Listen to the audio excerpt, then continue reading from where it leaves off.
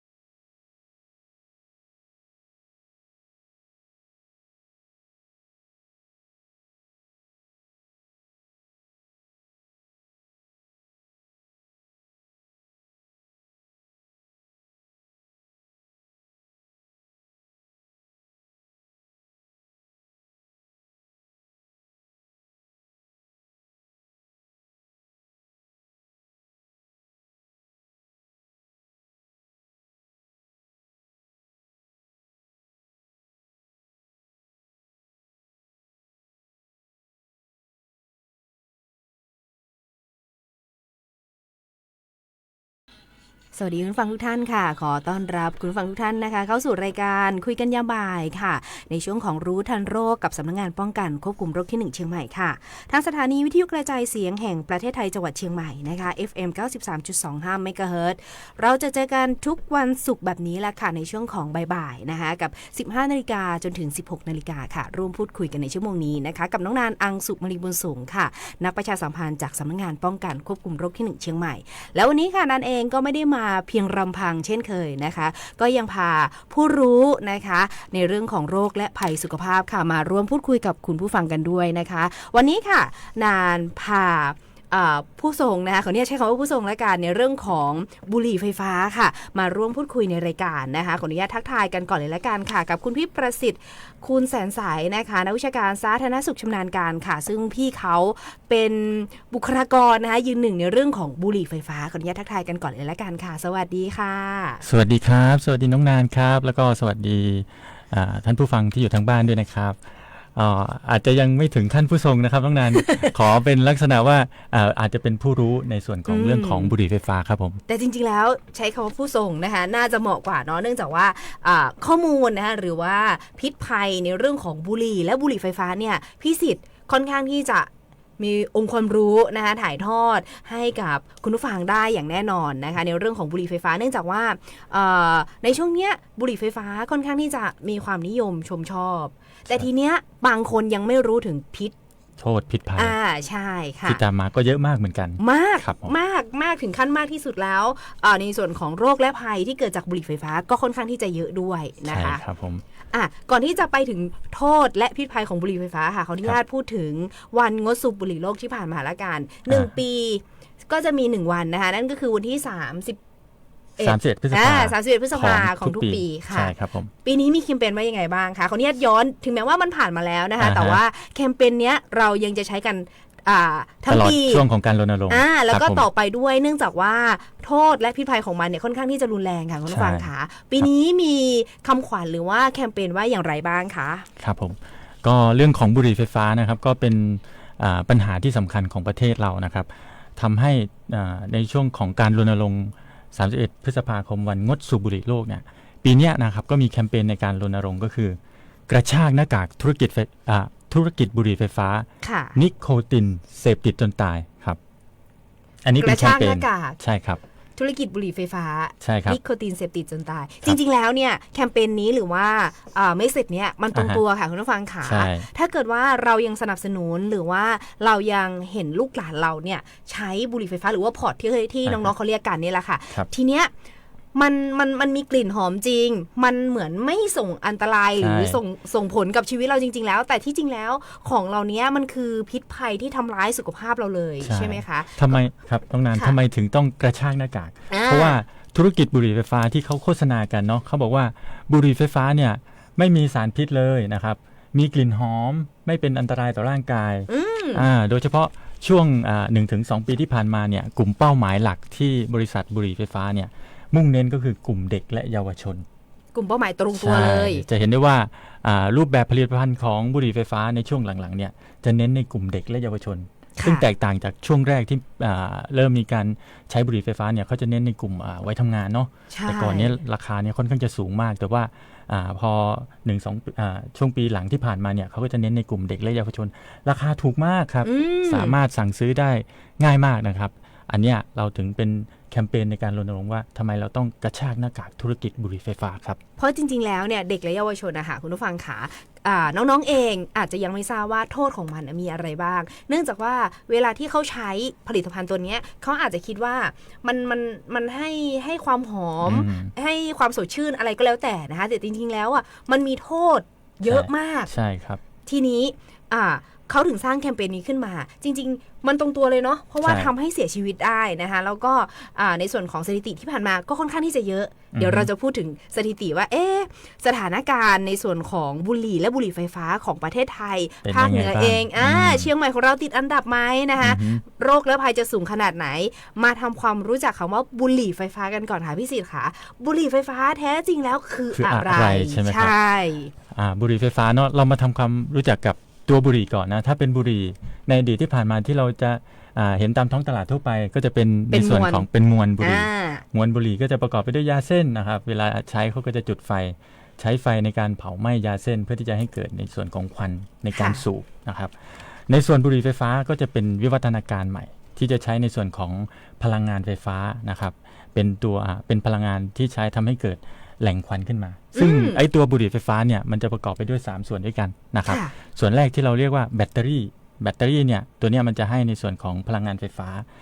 อันที่2เราเรียกว่าอะตอมไมเซอร์ ค่ะ ไอตัวอะตอมไมเซอร์เนี่ยมันเป็นตัวที่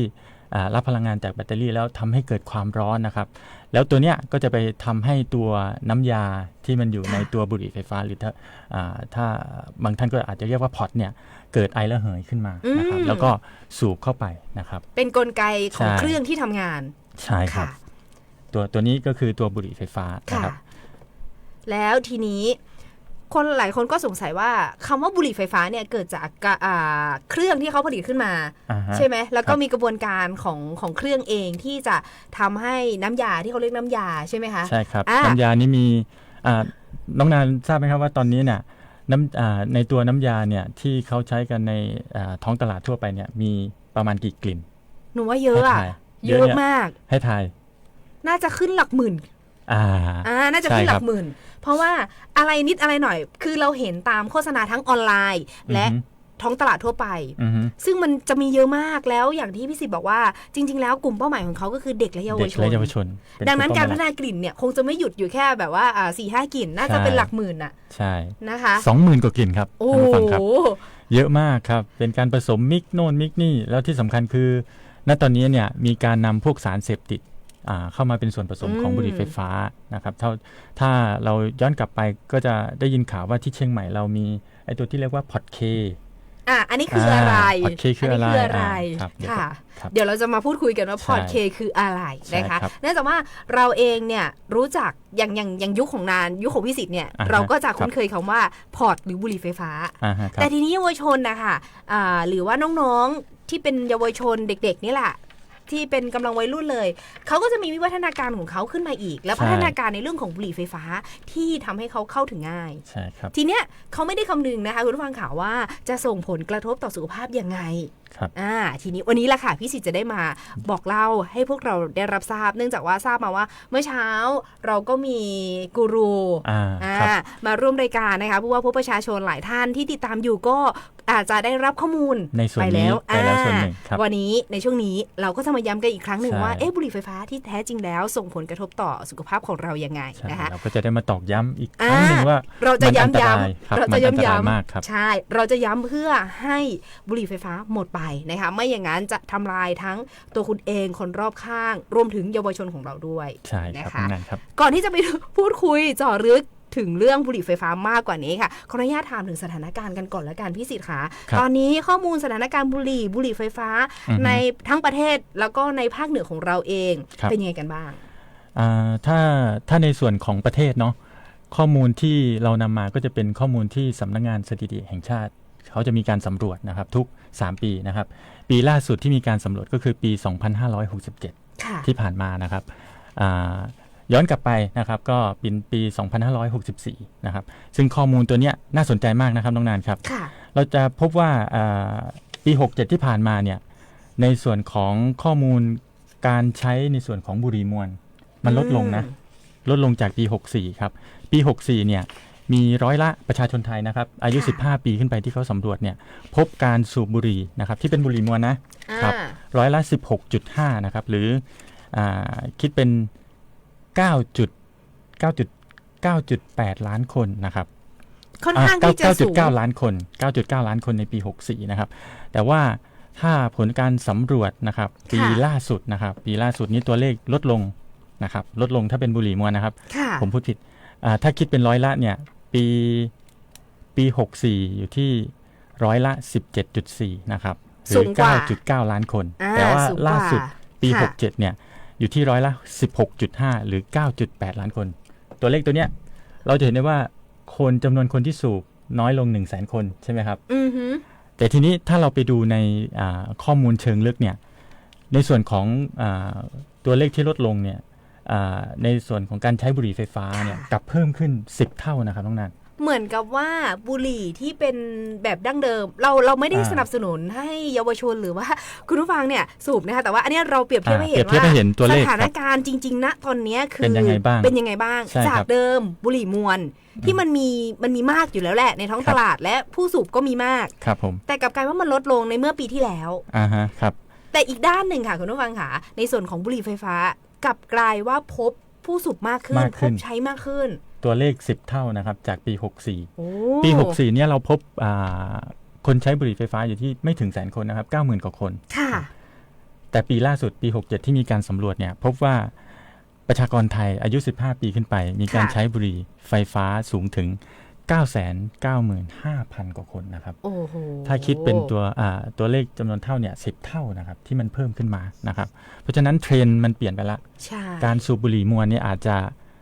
ลดลงแต่ก็ไม่ได้ลดลงถือว่าลดลงเยอะเนาะลดลงแค่100,000 เดียวก็ไม่ได้มากก็ยังมี3 ปีเนี่ยเราทำให้คน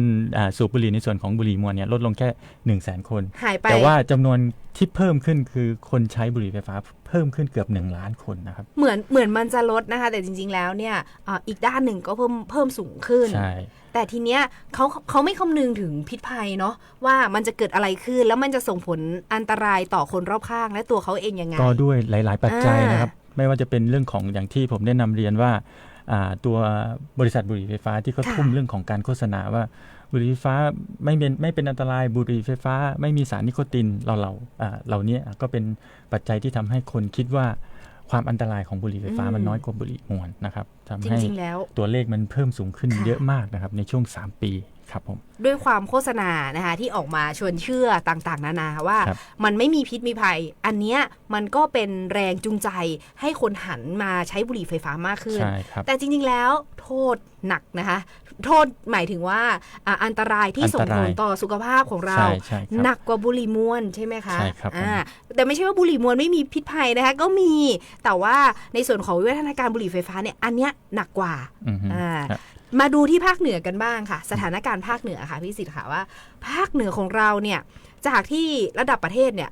เป็นแสนเป็นล้านเนี่ยภาคเหนือของเราจะติดหนึ่งในนั้นไหมในส่วนของ8จังหวัดภาคเหนือเราเนี่ยถ้าไปดูภาพรวมของประเทศเนี่ยถือว่าเป็นจังหวัดที่ใช้ในส่วนของบุหรี่เนี่ยต่ำนะครับถ้าเทียบกับภาคอื่นๆนะครับโดยอันดับหนึ่งเนี่ยจะอยู่ที่ภาคใต้นะครับแต่ถ้าเรามาเจาะเป็นรายจังหวัด8จังหวัดภาคเหนือของเราเนี่ยครับจะพบว่ามีแค่2จังหวัดนะครับน้องนานที่พบว่าแนวโน้มการสูบในส่วนของบุหรี่เพิ่มสูงขึ้นนะครับก็คือจังหวัดแม่ฮ่องสอนพบที่18.5%นะครับและ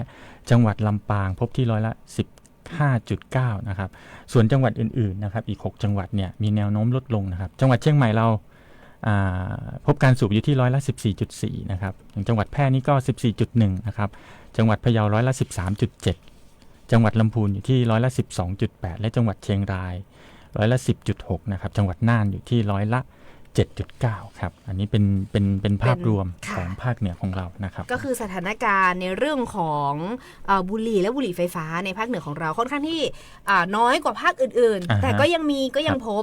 นะคะก็เราจะกลับมาในช่วงหน้าค่ะคุณผู้ฟังค่ะพูดคุยกันต่อในเรื่องของพิษภัยในเรื่องของโรคที่เกิดจากบุหรี่ไฟฟ้าจะเป็นอย่างไรนะคะอย่าหนีหายนะอย่าหมุนคลื่นหนีนะคะรวมถึงคุณผู้ฟังที่รับชมทางFacebook Live ด้วยนะคะก็ทักทายและพูดคุยกับพวกเราได้ในช่วงนี้พักกันสักครู่ค่ะเดี๋ยวช่วงหน้ากลับมาติดตามในเรื่องของบุหรี่ไฟฟ้านะคะแล้วก็โทษและพิษภัยการทำร้ายชีวิตเนาะใช้คำว่าชีวิตได้เลยนะสุขภาพของเรามากแค่ไหนเดี๋ยวช่วงหน้าพี่สิทธิ์มาพูดคุยกับพวกเราค่ะครับผม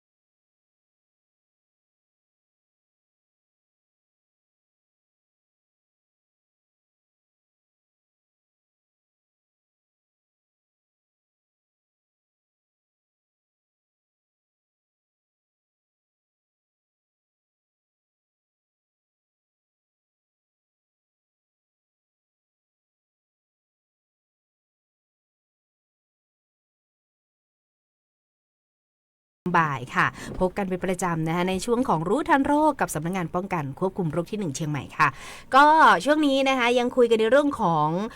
บุหรี่ไฟฟ้าค่ะเมื่อสักครู่เราก็พูดถึงสถานการณ์นะคะทั้งประเทศเองทั้งภาคเหนือตอนบนทั้ง8จังหวัดค่ะทีนี้มาดูที่จังหวัดเชียงใหม่กันบ้างค่ะในช่วงนี้พี่สิทธิ์ขาครับผมจังหวัดเชียงใหม่เองเนี่ยเป็นจังหวัดที่ใหญ่ถือว่าใหญ่มากๆเลยทีเนี้ยเรามาดูกันบ้างว่าเยาวชนของจังหวัดเชียงใหม่อะค่ะจากผลสำรวจเองก็ดีหรือข้อมูลที่เรามีนะคะเป็นยังไงกันบ้างในเรื่องของการใช้บุหรี่ไฟฟ้าค่ะเนาะก็มีผลสำรวจในส่วนของพฤติกรรมสุขภาพของเด็กและเยาวชนในสถานศึกษานะครับน้องนานครับของจังหวัดเชียงใหม่เรานะครับตัวนี้เป็นข้อมูลที่เขามีการสำรวจเมื่อปี 2567 ที่ผ่านมานะครับโดยพบว่านะครับจากจำนวนนะครับเด็กและเยาวชน160,000 กว่ารายเนี่ยพบการสูบบุหรี่ไฟฟ้าอยู่ที่ 1,800 กว่าคนนะครับหรือถ้าเราคิดเป็นเปอร์เซ็นต์ก็อยู่ที่ 1% กว่าถ้าคิดเป็นเปอร์เซ็นต์ตัวเลขอาจจะดูไม่ได้เยอะมากนะครับไม่เยอะแต่ถ้าถามว่า 1,800 คนสำหรับการสูบบุหรี่ไฟฟ้าซึ่งบุหรี่ไฟฟ้าเป็นสิ่งที่ผิดกฎหมายนะครับน้องนานไม่ใช่ถูกกฎหมายไม่ถูกกฎหมายนะคะคุณผู้ฟังค่ะมีคนสูงถึง 1,800 กว่าคนเนี่ยถือว่าเป็นตัวเลขที่สูงครับผมในเยาวชนด้วยใช่ครับในเด็กและเยาวชนจริงๆแล้วนะคะอยากจะรณรงค์เนาะให้น้องๆนะคะหรือว่าเยาวชนเนี่ยเลิกได้เลิกนะคะใครที่คิดอยากจะลองมาฟังตรงนี้ค่ะ ในเรื่องของโทษและพิษภัยของบุหรี่ไฟฟ้าพี่สิทธิ์ขามันเยอะถึงขั้นไหนแล้วมันมีอะไรบ้างคะโทษของมันแล้วก็พิษภัยของมันที่อาจจะทำร้ายชีวิตเราสุขภาพของเราอะค่ะในส่วนของบุหรี่ไฟฟ้ามีผลกระทบกับสุขภาพยังไงบ้างเนาะน้องนานช่วงหน้าแล้งเนาะเมษายนเนี่ยเรามีปัญหาเรื่องของอะไรครับในส่วนของหมอกควันเนาะที่เราเรียกว่า PM 2.5 หมอกควันเราต้องใส่แมสถ้าใส่แมสธรรมดาก็อาจจะยังป้องกันไม่ได้เต็มที่ต้องเป็น N95 นะครับทีนี้หายใจไม่ออกอีกใช่ผลกระทบก็เยอะมากลองมาคิดดูว่าอนุภาคของไอ้ตัวบุหรี่ไฟฟ้าเนี่ยมันเล็กกว่า PM 2.5 อีกครับทั้งนั้นครับโอ้ PM 2.5 เนี่ยคือเล็กที่สุดแล้วเล็กกว่าฝุ่นใช่ครับแต่แล้วอันเนี้ยอนุภาคของมันของบุหรี่ไฟฟ้าเนี่ยเล็กกว่า PM 2.5 อีกเพราะฉะนั้นการดูดซึมเข้าสู่ร่างกายลงไปสู่ปอดเนี่ยมันจะทำได้เร็วมากนะครับแล้วก็สะสมในร่างกายได้เยอะกว่านะครับในส่วนของพวกฝุ่นต่างๆนะครับถ้าเทียบกับบุหรี่แล้วหนักกว่าเยอะเลยใช่ครับคืออันนี้พี่สิทธิ์ยกตัวอย่างให้เราได้ชัดเจนค่ะคุณผู้ฟังค่ะก็คือเราจะรู้ว่าในช่วงของช่วงเดือนเมษายนหรือว่าช่วงหน้าแล้งหน้าร้อนของพวกเราเนี่ยทางภาคเหนือเองจะประสบปัญหาในเรื่องของ PM 2.5 ทีนี้บุหรี่ไฟฟ้าพิษภัยที่ใกล้ตัวเรามากที่สุดเนี่ยอนุภาคของมันเล็กกว่า 2.5 PM 2.5 แล้วการแทรกซึม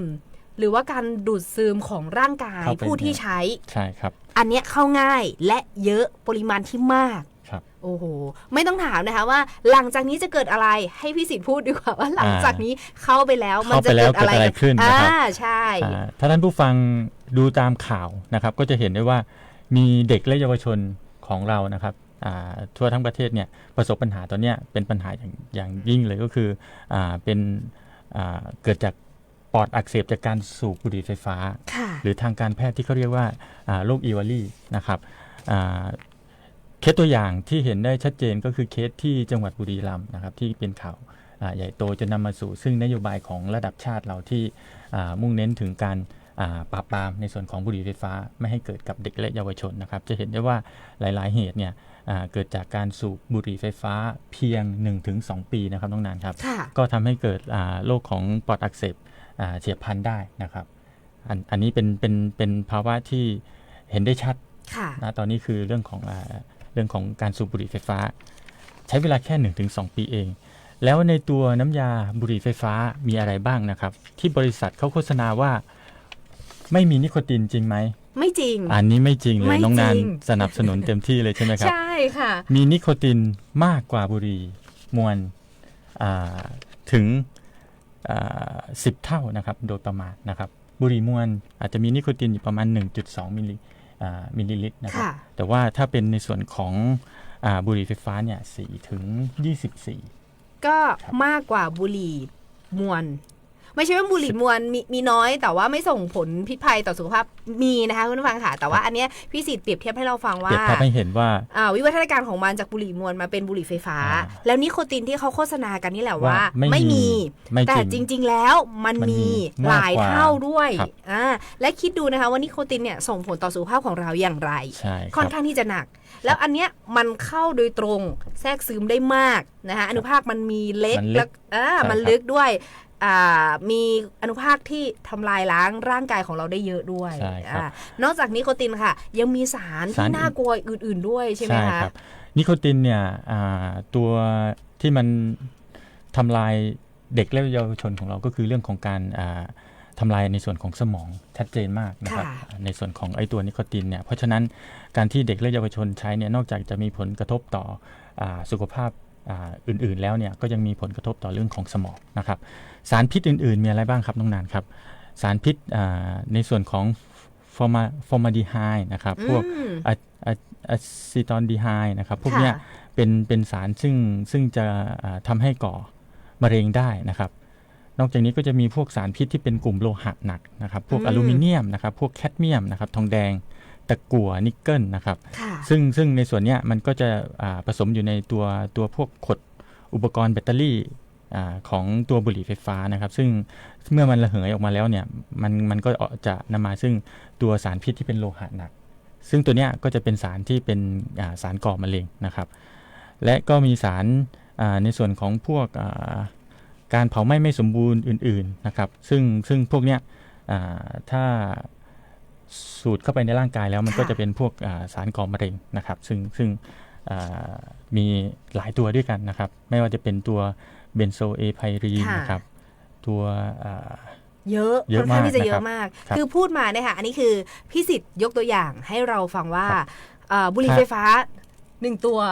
มันประกอบไปด้วยสารอะไรบ้างนะครับนอกจากที่กลิ่นมันเยอะแล้วสารที่ทำอันตรายต่อสุขภาพค่ะคุณผู้ฟังค่ะก็เยอะไม่แพ้กันนะคะไม่มี 4-5 ตัวแน่นอนนั้นว่าใช่ครับและที่สำคัญคือณตอนเนี้ยเราเด็กและเยาวชนเราเอาในส่วนของสารพิษอื่นๆมาผสมในตัวของพอตนะครับอย่างที่ผมได้นำเรียนไปว่ามีการผสมพวกยาเคเข้าไปในพอตที่เขาเรียกว่าพอตเคนะครับที่เราคุยกันตอนต้นรายการหรือว่าไอตัวพอตที่เป็นซอมบี้ที่เขาเรียกว่าซอมบี้เนี่ยก็จะใช้พวกยานำสลบมาผสมทำให้มีฤทธิ์ออกฤทธิ์ในลักษณะของการง่วงซึมนะครับมีหลายๆอย่างตอนนี้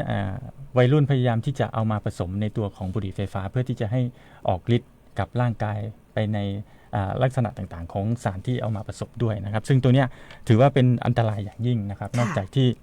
สารพิษที่มีอยู่ในตัวของบุหรี่ไฟฟ้าแล้วก็ยังจะต้องมามีสารพิษจากตัวที่นำมาผสมอื่นๆอีกนะครับนอกจากโรคที่มาจากบุหรี่ไฟฟ้าแล้วภัยสุขภาพก็เพิ่มด้วยเนื่องจากว่าตอนนี้วิวัฒนาการของมันก็คือมีการนำใช้สารเสพติดเข้ามาร่วมด้วยคุณผู้ฟังค่ะนอกจากโรคปอดอักเสบแล้วนะคะมันยังมีในส่วนของโรคมะเร็งที่จะต้องตามมาทีนี้มันก็ยังพ่วงในเรื่องของสารเสพติดอันเนี้ยหลายๆโรคหลายๆภัยก็ตามมาอาการหลอนก็เช่นกันเกิดขึ้นแน่นอนใช่ไหมคะพี่สิทธิ์คะครับถ้าใช้พวกสารเสพติดเข้ามาเป็นส่วนผสมของพอตครับผมอันนี้กูรูเขาพูดชัดเจนนะคะว่าบุหรี่ไฟฟ้าเนี่ยมันไม่ได้ส่งผลดีต่อสุขภาพของเรายังส่งผลต่อคนรอบข้างด้วยนะคะแล้วกลุ่มเป้าหมายเยาวชนเนี่ยเขาคิดว่าเขาแข็งแรงเขาอายุยังเล็กไม่อาจจะเกิดโรคได้แต่เราฟังดูแล้วเนี่ยคือถ้าใช้ระยะแค่ปีถึง2 ปีก็เกิดโรคแล้วก็ถ้าเราติดตามข่าวก็จะเห็นได้ว่าเด็กและเยาวชนที่ใช้ในส่วนของบุหรี่ไฟฟ้าแล้วเกิดปอดอักเสบเฉียบพลันหรือว่าอีวารีเนี่ยใช้เวลาแค่ 1-2 ปีแค่นั้นเองนะครับก็เกิดอาการขึ้นนะครับค่ะเดี๋ยวนะคะในช่วงหน้าเราจะให้พี่สิทธิ์ฝากถึงคุณผู้ฟังค่ะว่ามีคำแนะนำดีๆอย่างไรบ้างในช่วงสุดท้ายนะคะในช่วงนี้พักกันสักครู่ค่ะ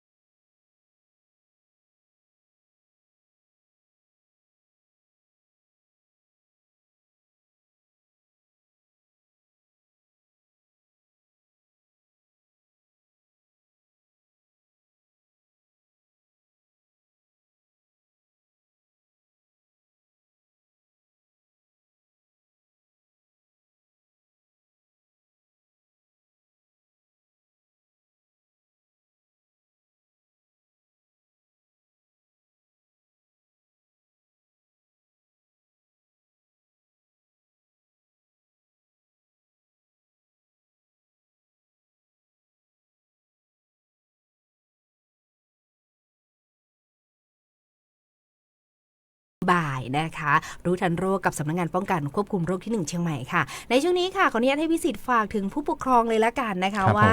พิษภัยของบุหรี่ไฟฟ้าเป็นอย่างไรนะคะแล้วทำไมเราถึงรณรงค์ให้น้องๆหนูๆเยาวชนห่างไกลจากบุหรี่ไฟฟ้าค่ะครับก็ในช่วงท้ายนี้นะครับก็อยากจะฝากถึงผู้ปกครองนะครับได้ดูแลบุตรหลานนะครับเพราะว่าไอตัวผลิตภัณฑ์บุหรี่ไฟฟ้าณตอนนี้เนี่ยถ้าเราก้าวไม่ทันเนี่ยเราอาจจะไม่รู้เลยว่าอันนี้คือบุหรี่ไฟฟ้าบางทีเป็นรูปของตุ๊กตานะครับบางทีเป็นรูปของลักษณะของเล่นนะครับซึ่งผู้ปกครองก็อาจจะคิดว่าอันนี้เป็นของเล่นหรือว่าเป็นตุ๊กตาที่บุตรหลานนำมาพกติดตัวไว้นะแต่จริงๆมันอาจจะเป็นบุหรี่ไฟฟ้านะครับซึ่งในส่วนของโทษพิษภัยผมก็ได้นำเรียนไปแล้วว่าไอ้ตัวบุหรี่ไฟฟ้าเนี่ยมันมีโทษพิษภัยมากกว่าบุหรี่มวลด้วยซ้ำไปนะครับไม่แปลกใจที่ทำไมแคมเปญรณรงค์ในส่วนของวันงดสูบบุหรี่โลกที่ผ่านมาเนี่ยเขาจะเน้นเรื่องของบุหรี่ไฟฟ้าโดยตรงเพราะว่ามันมีอันตรายนะครับเป็นอย่างยิ่งนะครับก็อยากจะฝากนะครับทางผู้ปกครองนะครับได้ดูแลบุตรหลานนะครับเพื่อที่จะให้บุตรหลานของเรานะครับทั้งเด็กๆชาวเชียงใหม่ของเรานะครับเติบโตมาอย่างสดใสนะครับแล้วก็ปลอดภัยจากบุหรี่ไฟฟ้าครับผมค่ะฝากไว้ด้วยแล้วกันนะคะพิษภัยของบุหรี่ไฟฟ้าและบุหรี่มวลยัง